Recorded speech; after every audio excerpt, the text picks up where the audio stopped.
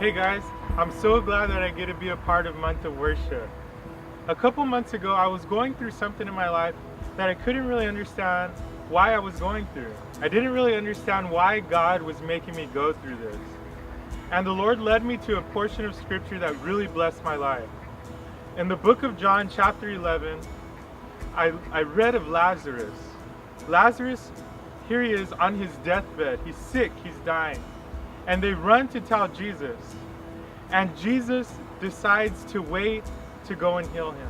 Instead of going to heal him right away, he waits 2 days before he even goes to see him.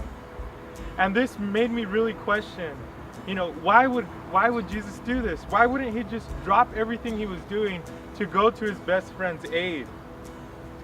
And the Lord really spoke to me through this story.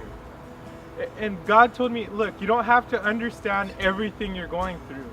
You don't have to understand why I'm taking you through something. The truth is that there's no one like God. There's no one above him. There's no one beside him. There's no one that even comes close to being like him. He's unique. He's one of a kind.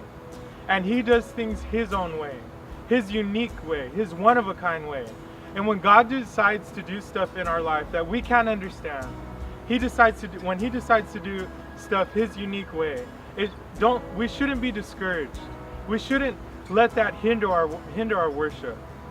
When Jesus finally showed up to Lazarus' house, now Lazarus had 2 sisters. He had Mary and Martha. And when Jesus finally showed up to his house, Martha ran out to greet Jesus. But Mary decided to stay in her house. She didn't want to even see Jesus' face.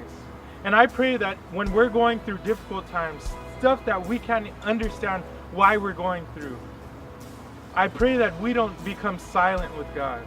I pray that it's in those times when we're going through our tough times that we would worship God and that we wouldn't be silent in our worship.